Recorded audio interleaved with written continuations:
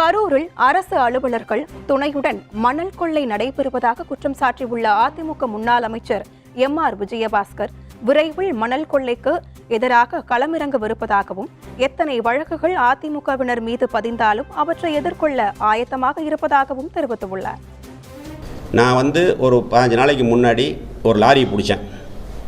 Lorry பகல்லே அள்ளிட்டு போகுது மணல். அந்த லாரி பிடிச்சதுங்கிறதுக்காக பண்ணுற வேலை இந்த வேலை. இது மட்டும் இல்லை, தினந்தோறும் காவேரி படுகையில் சுமார் 200 லாரி அள்ளி ஒரு யூனிட் மணல் 10,000 ரூபாய்க்கு விற்கிறாங்க. ஒரு நாளைக்கு 1 கோடி ரூபாய்க்கான மணல் ஆறு கொள்ளையடிக்கப்படுது. ஆற்றுக்குள்ளே அள்ள முடியல, ஆற்றுல அள்ளல, ஆற்றை விட்டு கரையில். இப்போ ஆற்றுக்குள்ள தண்ணி வந்தனால இப்போ அள்ள முடியல. கிட்டாச்சி வண்டி 220 வண்டியை கொண்டு போய் இறக்கி அள்ளுறாங்க. அதுக்கு காவல்துறை தான் பாதுகாப்பு கொடுக்குது, ஸ்கெட்ச் போர்டு கொடுக்குது, ரெவென்யூ டிபார்ட்மெண்ட்டு, பிடபிள்யூ டிபார்ட்மெண்ட்டு, அதில் வரக்கூடிய வனத்துறை இருக்குது. வனத்துறை அந்த எல்லா டிபார்ட்மெண்ட்டும் சேர்ந்து இந்த கூட்டுக்குள்ளே நடந்துக்கிட்டு இருக்குது. அறிவிக்கப்படாத மணல் மாஃபியாக்களுடைய மணல் குவாரி நடந்துக்கிட்டு இருக்குது கரூரில்.